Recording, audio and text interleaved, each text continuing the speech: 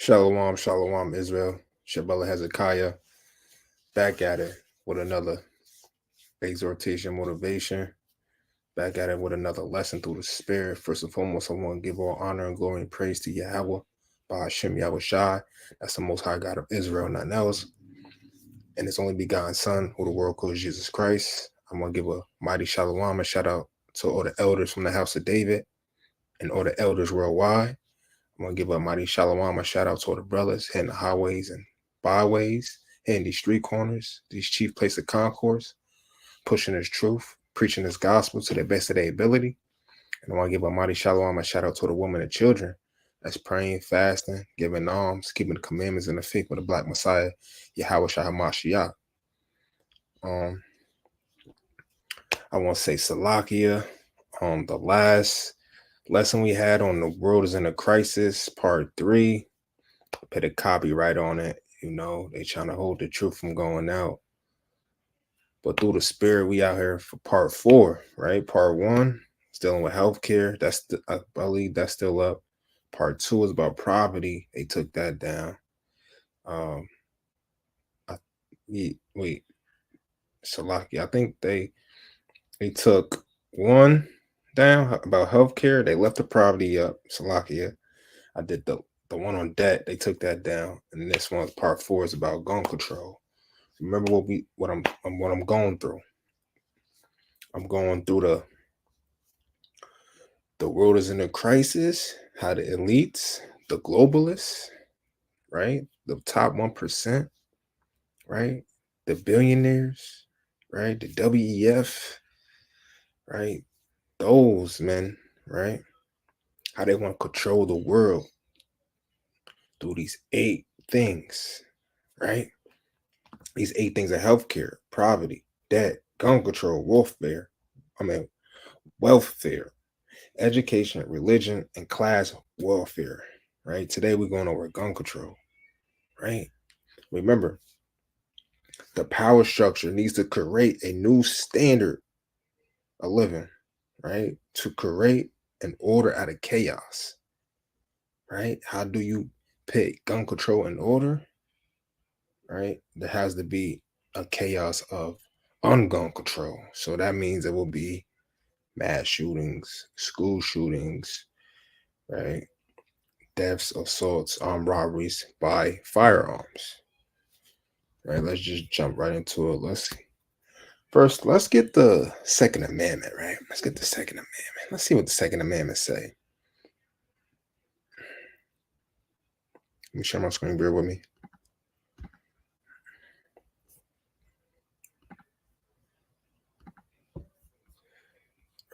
So basically, in short, the Second Amendment states that as an American citizen, you have the individual right to arm yourself. The amendment also firmly establishes that the government cannot infringe on that right. Okay. So you have a right to have a gun. You have a right to have a firearm, right? In different states, they have regulations on what you could do, open carry, concealed, got to have a license and whatnot to carry, pistol license, right? All right. Let's see what the second is saying in simple terms.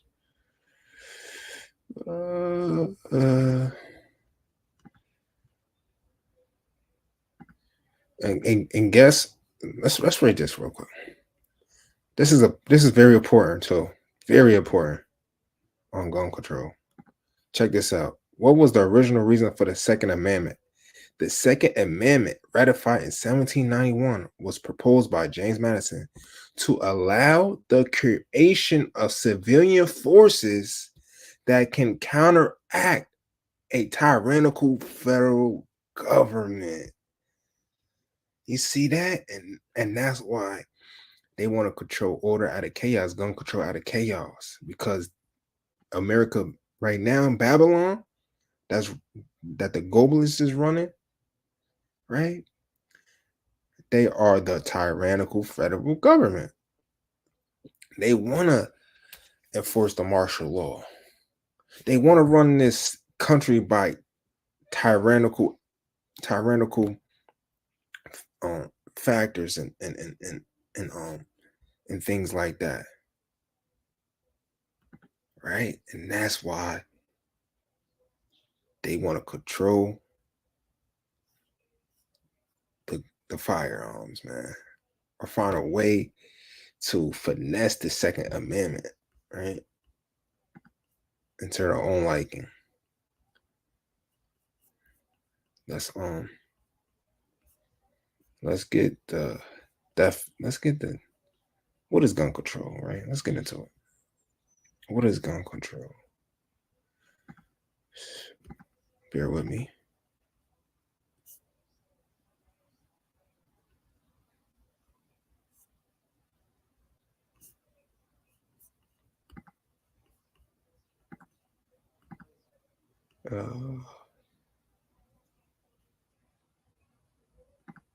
All right. Okay. Here we go. Gun control is a highly debated topic in the United States, involving various perspectives on public safety, individual rights, and government regulation. Here are some key points from scholarly discussions, right? Here we go. Historical context and legislation. Gun control refers to laws and regulations that limit the ownership, sale, and use of firearms. The debate often centers around the Second Amendment, which grants the right to bear arms, right? We have a right to bear arms. Point two, public safety and health. Research indicates that stricter gun control laws can reduce gun-related violence and deaths. For instance, a study found that residents living with handgun owners are more likely to die by homicide compared to those in gun-free homes.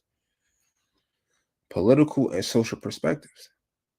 The issue is deeply polarized, with groups like the National Rifle Association advocating for fewer restrictions, while organizations like Everytown for gun safety push for more stringent regulations. Point four, impact on society. Gun violence has significant social and economic impacts. For example, children exposed to school shootings face long-term educational and economic challenges. Okay.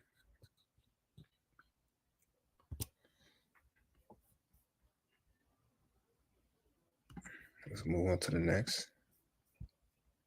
Now, let's get to this.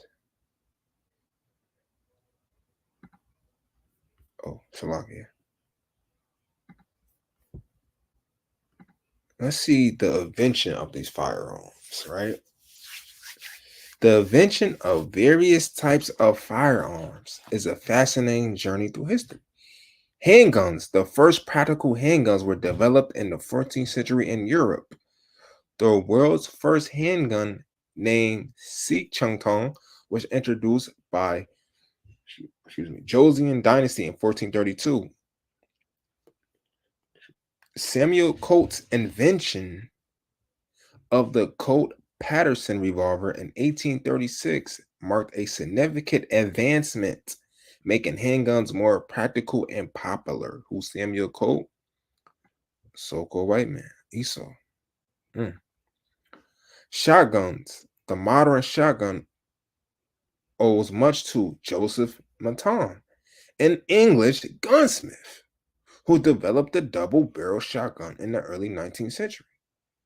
Another key figure is John Moses Burning, who patented the first successful semi-automatic shotgun designed in 1898. Who were these two men? So-called white men, Esau. Now we're seeing what the problem is and who the problem is. Rifles. The concept of rifle, which give rifles their accuracy, was developed over time. Captain Patrick Ferguson is credited with inventing the first breech loading rifle in the 18th century. Who's Captain Patrick Ferguson? You guessed it. So-called white man, Esau. The development of rifling itself is often attributed to German innovations in the late 15th century. The men from Timon. Pistols, a type of handgun, were first produced in Europe in mid 16th century, right? The term pistol is believed to derive from the city of Pistoia, Italy, where early handguns were made. Samuel Colt Patterson also played a crucial role in the evolution of pistols. You see how most of these, well, all of them seems to be come from Europe, the bottomless pit. All right. Let's get more. Now, let's go over the debate over gun control. Oh, wait, Salakia. Yeah. Let's get it. The debate over gun control is multifaceted with strong arguments on both sides. Here are some common points. Arguments for gun control. Public safety, right? Advocates argue that stricter gun control laws can reduce gun-related violence and deaths. For instance, research shows that countries with stringent gun laws have lower rates of gun violence. Okay, that's true. Right, of course. Prevention of mass shootings. Limiting access to high capacity magazines and assault weapons could potentially reduce the frequency and severity of mass shootings. That's very true, right? Reduction in suicide. Stricter gun laws can also help reduce the number of suicides, as firearms are a common method for suicide attempts. Background checks. Implementing comprehensive background checks can prevent individuals with a history of violence or mental illness from obtaining firearms. That's very important. All right. There's a saying, guns don't kill people, people kill people. Right? Guns don't unalive people, people unalive people. Right? It's what you do with the firearm. That's what's wrong. And it be these damn nut jobs, man, having these firearms, man. Reading on arguments against gun control. Okay. So we discussed arguments for gun control, right? Basically, it could reduce homicides, reduce shootings, right? Arguments against gun control. Here we go. Second Amendment right? We went over that. Opponents argue that gun control infringes on the constitutional right to bear arms as stated in the Second Amendment. Self-defense, right? And this is what the globalists, the elite Edomites, right? This is what they try to destroy, right?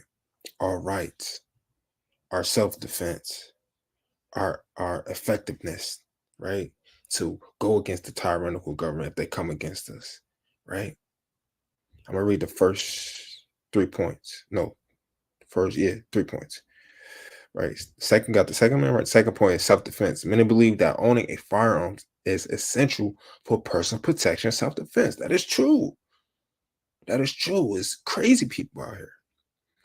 And effectiveness. Some argue that gun control laws do not effectively reduce crime rates and that criminals will still find ways to obtain firearms illegally.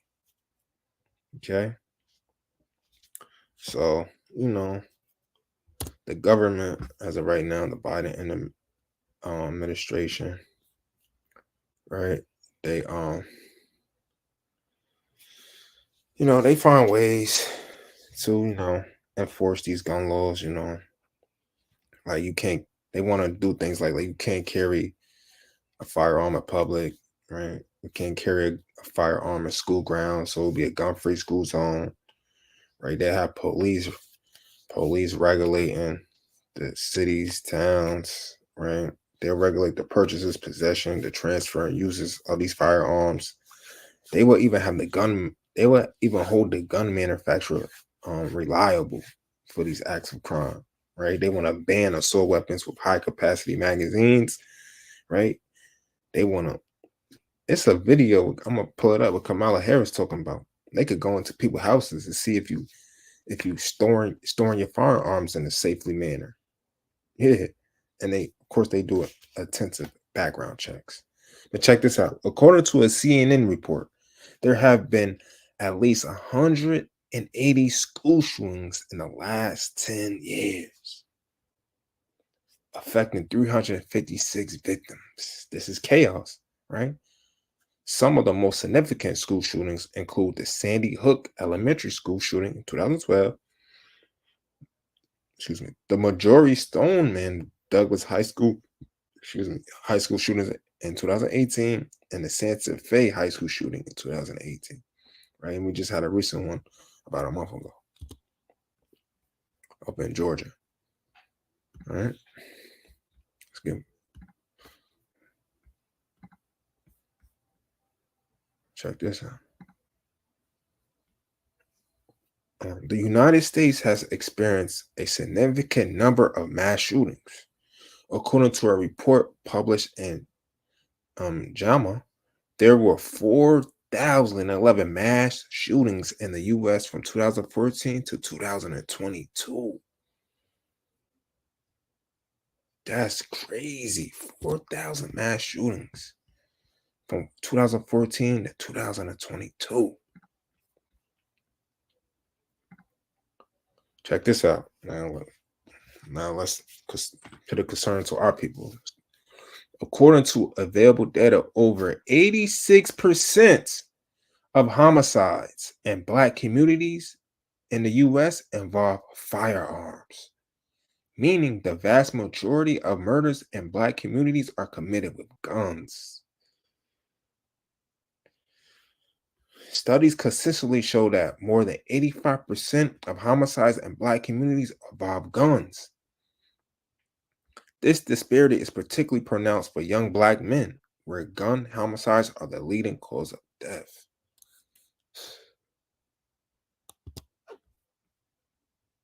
See that? Now you probably wondering how do our communities get these guns in, right? Check this out. I want to show y'all something. I want to show y'all. Y'all remember the Uzi gun, right? This was very popular during the early 90s. Early 90s with the gangs, right? Let's see who invented the Uzi. Back when when crack cocaine was popping, right? And you could just get a Uzi. You only have to have aim, right? You just spray the Uzi. Very popular in Black culture, right? Unfortunately. But check this out. The Uzi is a family of Israeli open bolt blowback operated submachine guns.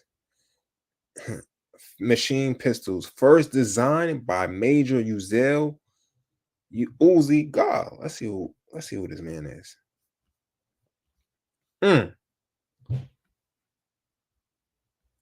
Uzel Uzi God was a German-born Israeli firearm designer. He's an Amalekite, a small hat, a Jewish person. How did these Uzis end up in our neighborhoods, man? We can't afford no damn Uzi. We don't make Uzis, right?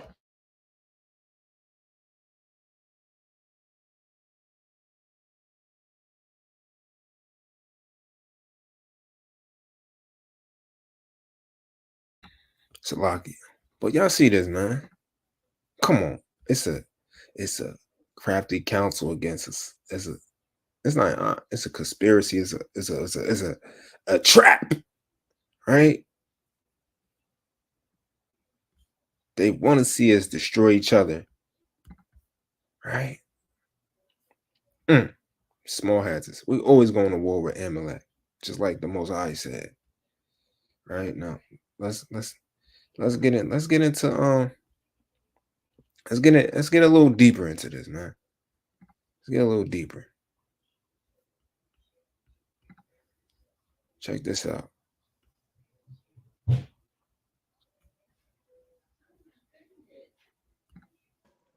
How's it going? Today, I'm going to read an excerpt from Bill Cooper's 1991 book, Behold the Pale Horse, where he had wrote that the government was getting ready to do mass shootings and school shootings as a way to create an unsecure feeling and to get people to really beg to be disarmed. Now, again, this was 1991. Bill Cooper was former military intelligence, and this is what he said they had planned for people as a way to do away with the Second Amendment. I'm going to focus on this above part right here. Starting at the very top of the page, it reads as follows. Social welfare programs were put in place to create a dependent, non-working element in our society. The government then began to remove these programs to force people into a criminal class that did not exist in the 50s and 60s. He continues, the government encouraged the manufacture and importation of military firearms for criminals to use. This is intended to foster a feeling of insecurity, which would lead the American people to voluntarily disarm themselves by passing laws against firearms. That they used to find barrels of guns along the train tracks, just sitting there, Uzis, like fully automatic guns, bro, like just sitting there for people to find. Little kids in the ghetto throwing rocks on the train tracks, what they do, stumble across a whole barrel of guns. So you think the government left them there? Have you heard of any such thing in Long Beach? Not Long Beach, but Watts, Compton. Yeah, they bring a train out there just full of guns, and just have and people just hit the train, and next thing you know, you'll hear some hood somewhere, selling, new nines for 300. You know what I'm saying? Or they got AKs over here for 700, and just like it was always mysterious crates of weapons popping up throughout the ghetto. He said when I got there, I seen like a little cardboard box with a triangle on it. He said I opened it, and no lie, I swear on my mother, he said this. He seen 4 Glocks in there with 30-round clips and 2 big boxes of ammo just sitting in the cardboard box. Carlos pulls up walking. He's like, what the hell's that? Mike's like, yeah, you won't believe what I found. He lifts up the box, the lid of the box, 4 Glocks, 30-round clips. The magazines ain't even in them. They're outside the gun. The bullets, 2 big boxes of bullets, he says. I'm like, wow. So I guess Carlos is like, damn. Mike's like, yo, what should we do? Just keep these? Should we turn these in? He's like, fuck that, we ain't turning these in. Carlos said, you heard about the guys that turned in the guns a couple months ago? And this is true. Some guys from Chicago found a crate of guns by the train, and they go and turn them in, and the cops try to put the guns on them, and freaking they end up leaving or whatever. They couldn't pin the guns on them. The next day, the same guy that found the guns reports that the guns were back in the same spot near the trains. Now, who else can put them back in the same spot near the trains when that guy brought it to the cops? So Carlos and my boy Mike was like, nah, fuck that. We ain't gonna bring it to the police now. The police probably put it there in the first place. This stuff been happening for the longest time. People are just starting to wake up to it now. All the OGs already know. The older people, the young OGs are just starting to wake up to it right now. Growing up in Chicago in the early 90s, this same situation was happening. I've been in Chicago where a person came into my house and knocked on the door to come and get me early in the morning, 6:30 in the morning, and said, come with me, man. It's a crate of guns in the alley. And I got up and ran out there, and sure enough, it was a crate of guns. And during that time when we in it, you're not thinking about where did the guns just come from? You never think about that type of stuff, like where did the guns come from and why are they here? But now that I'm older, I can kind of tell you that it's a diabolical plot. Nothing is stopped. The guns are still there. The guns are still being placed in these different strategic communities. It's a plan. It's not out in Bridgeview. It's not out in, West Mountain. They're putting it in the hundreds for sure. Yeah, they put it on 55th. They put it in Inglewood, 6:30 in the morning while older people that's at work, you sleep. You're not outside. So, you got the streetwalkers and the people that's out, they hustling and they out all types of day. Yeah, they're the ones that's going to run across them. And who would go and tell the police? I never went to go tell the police when we found some guns. That don't even make sense. Why would you go tell the police? So people are wondering why so much violence. Think about it. You think about this. Okay, the police are locking people up constantly in Chicago every single day. They're taking guns off the street every single day, every day. So how is it that all of these guns just keep appearing? Where are all the guns coming from? Nobody's going to the gun store buying these guns. So where are all these guns? Now, this is another part that you don't know. I was so used to having exotic guns that I thought that was the norm. You understand what I'm saying? I'm saying, far as, I don't know if you know, are you familiar with guns, but a fully automatic handgun is almost impossible to get. You know what I'm saying? A fully automatic assault rifle, that's not common. It may sound common, but that's not common. A Uzi that's fully automatic, that's not common. So I was so used to having everything in the area that I knew of was fully. It shot fully automatic, fully. So me being 17 and 18 and in my 20s, I was so naive that I believed that's how all guns was. I seen so many different exotic guns on the street running around in different areas with the guys just running around. I thought that was the norm. So now I'm an older gentleman. I'm out here, I'm switching my life around. I'm living right, So now I cleared my name up, got my record sealed. I'm going to the gun shop now. I'm going to the shooting range, shooting like I'm supposed to. I go in the gun stores and I'm actually serving guns and they looking at me like I'm crazy. Like I made that gun up. These are guns that I've seen several times in different areas that the gun stores saying, how would that be on the street? That's something that you would have to get specialized, customized. You see what I'm saying? But these guns are on the streets of Chicago. And my point to you is, yeah, we can't try to make an excuse for the kids out there shooting. And it ain't all kids, but we can't make an excuse. But I want you to look at the bigger picture. Where are they getting the guns from?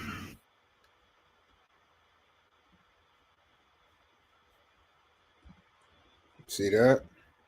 Where are they getting the guns from? I'll tell you. I will tell you. The government, the military, the CIA, Amalek, the damn small hats, man. The wish people. Right? Remember in the times where, the Chicago drug rap was taking off. You had Chief Keef, you had Dirk, you had Rondo number 9 and FBG Duck, and all them Chicago rappers, Lil Herb. I remember looking at this photo and saying, how the hell did he get a rocket launcher? You can't make this up.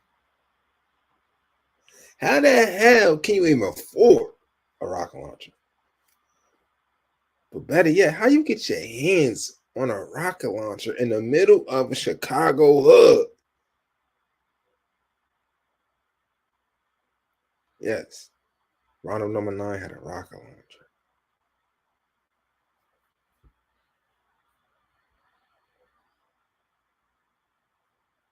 Crazy. You can't make this up. You can't make this up. But yeah, that's the plan, man. That's the plan. Hold on. Let's read it one more time so I can meditate on this. The government encouraged the manufacture and importation of military firearms for the criminals to use. Not just criminals, but ordinary people as well.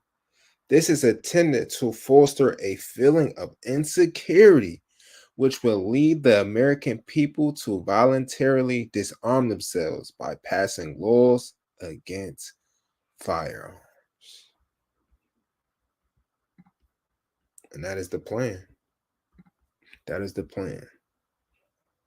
All right, that's it for that. Let's move on to the next lesson. For my Hebrews out there, for my loved ones, my beloveds, right? My Jews, my Israelites. I'm going to give you, hold on, give me a second. Let me count.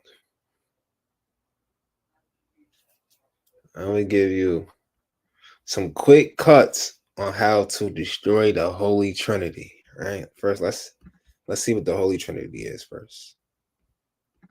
Let me share my screen, bear with me. All right. Quick cuts on how to destroy the Holy Trinity.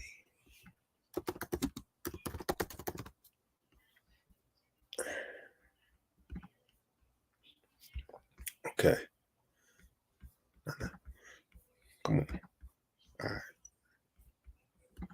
All right. The Holy Trinity is a central Christian belief that states that, I'm going to say Christianity, okay? Because the real Christians, they knew that God wasn't Yahweh Shah, that the Most High wasn't Yahweh Shah, that Yahweh was the father of Yahweh Shah, right? A central Christian belief that states that God exists as three distinct persons or hypotheses in one Godhead, the Father, the Son, and the Holy Spirit. So you see that? So God is three different people. That's what that basically is saying. God is three different people. Okay. All right. Now let's get to it. Here's the quick cuts. All right. Quick cuts. It's the book of Matthew, chapter 9, verse 3 and 4. In the CEV. Some teachers of the law of Moses said to themselves, right? These are scribes, the Pharisees, Jesus must think he is God. Verse 4, check this out. But Jesus knew what was in their minds. And he said, why are you thinking such evil things? You see that? It's evil to even think that Jesus is God. And that's what Yahweh Shai said, man. Right? Let's move on. Next one. It's the book of Revelations, chapter 3, verse 12, KJV. This Christ's words. He that overcometh your sin, your trials, your tribulations, right? Will I make a pillar in the temple of my God, and he shall go no more out, right? No more out into captivity, bondage, wicked times, right? Bad times. And I will write upon him the name of my God. In the name of the city of my God. Oh, which is New Jerusalem, which cometh down out of heaven from my God. And I will write upon him my new name. So if Jesus is God and God is Jesus, does God have a God? Does God have a God? Huh? Huh? That's what you got to ask these dumb Christians. Let's move on. It's the book of John, chapter 14, verse 28. Ye have heard how I said unto you, I go away and come again unto you. If you love me, you will rejoice, because I said, this way how I said, Jesus, I go unto the Father. For my Father, his God, is greater than I. That's plain upon tables. There's a distinction. They're not the same. It's not one. One is above the other. One is lower than the other.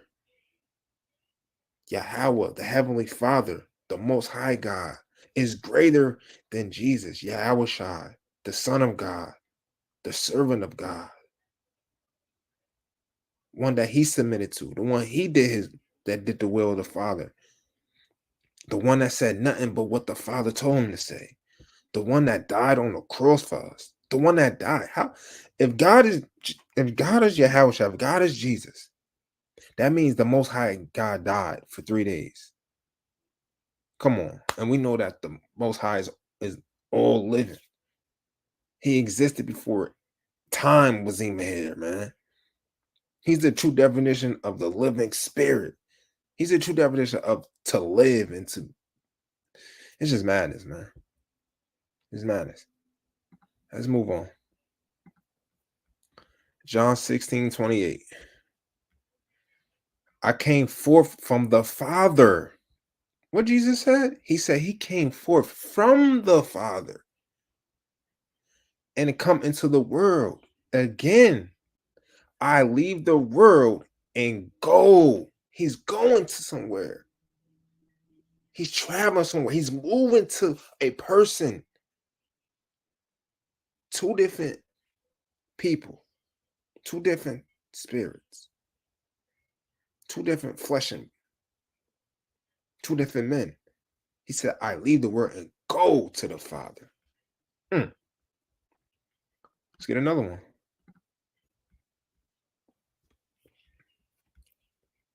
Now, this is when Stephen was being persecuted and he got stoned to death. And he was preaching about, the history of the Israelites and the gospel. But he, Stephen, being full of the Holy Ghost, right? So he was a holy man. He was in the spirit, right? Looked up steadfastly into heaven and saw the glory of God and Jesus standing on the right hand of God.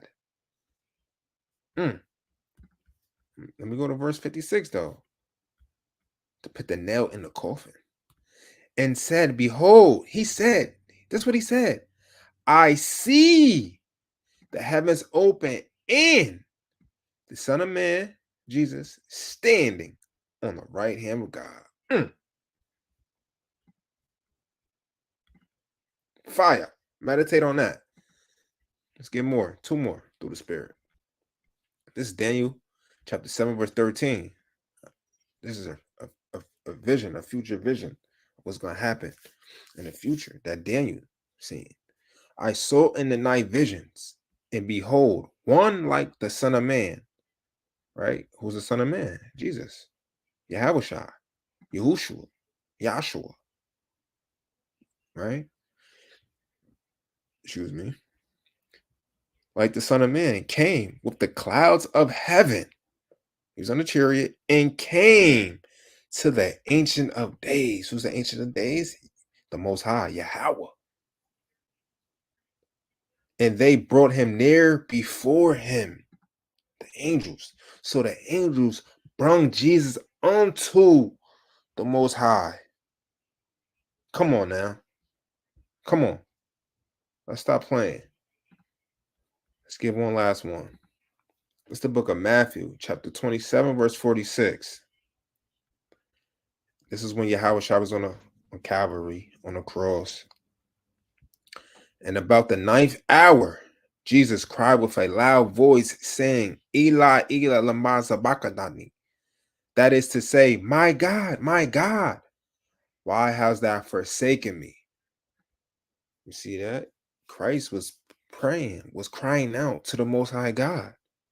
Now, if Jesus was the God and God was Jesus, why didn't he not just said that to himself? Why does he even need to say this? Right? Is Jesus schizophrenic? Does he have mental issues? Right? Is he mad? No. Right? Because according to the scriptures, Yahushua is the Son of God. Right? The Most High God is greater than he is. Right? He's praying unto the Heavenly Father. That means he's not the Heavenly Father. If he's praying for he's asking the Most High God, why? Why? He felt like he was forsaken. He probably felt like he had no power, right? And ain't the Most High God full of power and might and strength, right? And these the quick cuts, man. You give to the Christian, man. If you're talking about that Trinity nonsense, right? And with that, I want to give all honor and glory and praise to Yahweh by Hashem Yahushai. If you got any questions, concerns, comments, you want to gather, you want to schedule a debate or discussion, hit the email, don't be afraid to hit the Instagram if it be on your heart. Send it through the Cash App, Baba Kashai, the water. I don't have any announcements. I just want to encourage y'all and hoping y'all praying, fasting, getting rid of the demons, atoning for your iniquities, getting right with God, study. You men, you hit the streets, you prophesy the downfall of America, and you stay in the spirit, stay on fire, man, and endure all things as a soldier of Yahushua. Right? Israel, I love y'all. Stay up.